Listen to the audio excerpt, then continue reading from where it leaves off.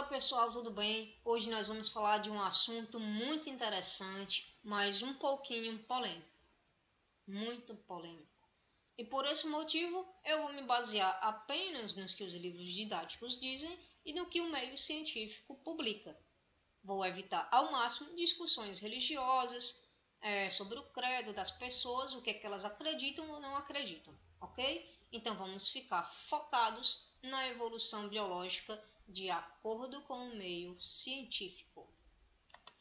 Antes de iniciarmos o estudo da evolução biológica, eu queria falar para vocês uma frase bastante conhecida do biólogo ucraniano chamado Theodosius Dobzhansky. E ele diz que nada na biologia faz sentido exceto a luz da evolução. Ou seja, tudo que existe em relação aos seres vivos tem sentido se nós analisarmos o que ocorre dentro da evolução. Então, nada vai fazer sentido se a gente não considerar a evolução. Então, não faz sentido uma planta perder todas as suas folhas se a gente não levar em consideração o processo evolutivo. Dobzhansky quis dizer isso, que na biologia tudo vai fazer sentido, desde que você analise o processo evolutivo de maneira geral. Para a gente entender o que é evolução, a evolução significa mudança. Essa mudança pode ser a nível microscópico, de DNA, molecular, bioquímico, pode acontecer a nível etológico, comportamental, ou pode acontecer a nível de fenótipo, de modificação da aparência dos seres vivos. E essas modificações, essas mudanças, vão ocorrer sob a forma de adaptações. Essas adaptações, nada mais, nada menos, são do que propriedades que os seres vivos vão ter de sobreviverem e de se reproduzirem. Então, na evolução, nós temos que levar em conta que o sucesso evolutivo se baseia na sobrevivência e na reprodução. Essa evolução também ela vai acontecer a nível de população e a nível de gerações. Então não posso considerar o indivíduo em si os indivíduos da população. E não somente o que acontece neste momento, e sim o que vai acontecer nos próximos momentos. Ou seja, modificações acumuladas a nível de população e que ocorrerá ao longo das gerações. Isso é evolução. Modificações lentas e graduais que ocorrem nas populações ao longo das gerações. Vejam aqui neste gráfico. Os traços eles simbolizam os indivíduos que obviamente se reproduzirão, gerando outras linhagens. Se eu considerar apenas o indivíduo, não é evolução, mas se eu considerar todos os indivíduos da população que vão sobreviver e vão se reproduzir e vão gerar novos indivíduos, aí sim é evolução. Quando a gente fala de evolução, as pessoas automaticamente lembram também de Charles Darwin. Isso porque a história da evolução teve como um marco a publicação do livro A Origem das Espécies em 1989 por Charles Robert Darwin, que é considerado o pai da evolução. Mas nós vamos ver que até chegar a Darwin, nós tivemos um processo de construção das ideias evolucionistas. Antes do evolucionismo em si, nós tínhamos duas ideias preponderantes, do criacionismo e fixismo. Elas um pouco que se misturam e também possuem suas divisões.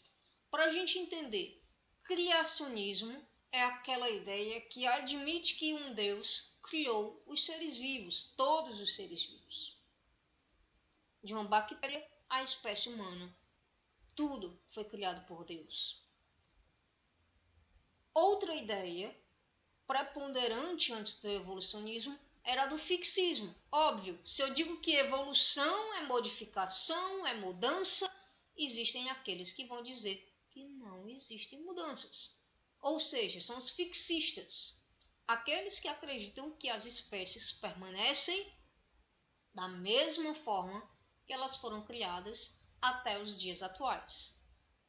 Então, essas eram as duas ideias preponderantes, mais comuns, até o século XVIII, meados do século XVIII, onde aconteceu aquela erupção intelectual que foi o Iluminismo. E essa época de erupção intelectual na filosofia, na história, no meio das ciências humanas, também respingou, claro, no meio científico.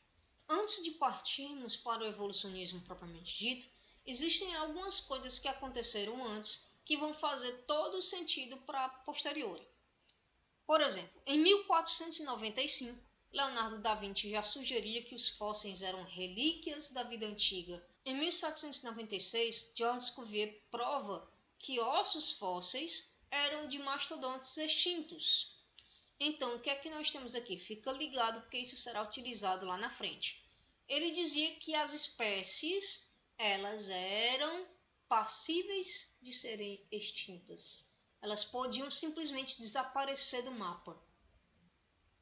Em 1799, William Smith mostra a sucessão de fósseis em estratos rochosos de eras diferentes, ou seja, mostra que esses seres vivos eles poderiam ser extintos em eras diferentes. Considerando essas ideias, considerando esses acontecimentos, nós vamos mergulhar na primeira teoria evolucionista que foi organizada sistematicamente.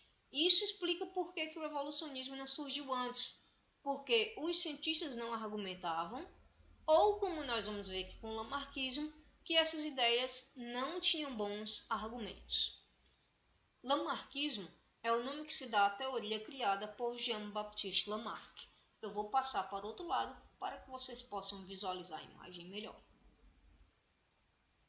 Jean-Baptiste Lamarck era um naturalista francês, não era um gênio muito fácil, segundo relatos, ele era uma pessoa um pouco cabeça dura, mas ele escreveu um livro chamado Filosofia Zoológica, onde ele tentava explicar metodologicamente como é que a evolução acontecia com os seres vivos. E ele dizia que essa evolução funcionava através de dois mecanismos. O primeiro mecanismo era o da força interna, a vontade, a necessidade que os seres vivos tinham de se adaptar ao meio para sobreviver.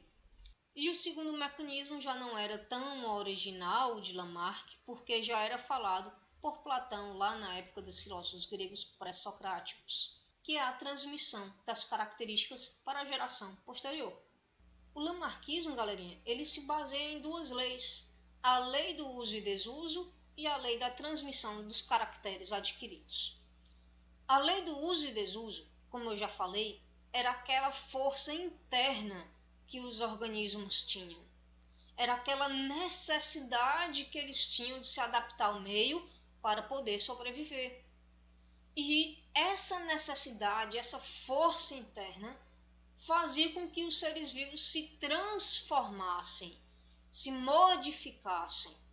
Isso aconteceria por meio do desenvolvimento de algumas estruturas ou do atrofiamento dessas mesmas estruturas. E isso é o que causava mudança nos seres vivos. Como vocês podem ver na girafa aqui, ó. Eu tinha uma girafa de pescoço curto. E essa girafa de pescoço curto tinha a necessidade de alcançar as folhas mais altas para poder se alimentar. Então, o que é que aconteceu? Pouco a pouco, ela teve o desenvolvimento do pescoço. Ele foi se alongando pouco a pouco, até chegar naquela altura que essa girafa conseguiria alcançar a folha, pois ela tinha essa necessidade de se alimentar. E através dessa força interna, o uso constante dessa estrutura fez com que ela se desenvolvesse. A segunda lei de Lamarck é a lei da transmissão dos caracteres adquiridos, que apesar de ser citada no Lamarckismo, não é uma ideia original de Lamarck. Lá na época dos pré-socráticos, na Grécia Antiga, Platão já falava que as mudanças eram passadas de gerações para gerações. Galerinha, o Lamarckismo é isso. lei do uso e desuso e lei da transmissão dos caracteres adquiridos, que a gente sabe que são completamente absurdos nos dias de hoje, mas tiveram sua importância histórica para o desenvolvimento do evolucionismo. As ideias lamarckistas foram refutadas. Nós já vimos que Cuvier falou que os indivíduos poderiam ser extintos, o contrário do que diz Lamarck, que diz que esses indivíduos sofrem transformações ao longo das gerações, e virou piada também por conta desse negócio de dizer que a evolução ocorre com a vontade do indivíduo, com essa força interna do indivíduo. E por aqui eu encerro essa nossa aula inicial sobre evolucionismo, as ideias antes do evolucionismo, até culminar no lamarckismo, que embora não tenha validade, foi de grande importância histórica. E até a próxima.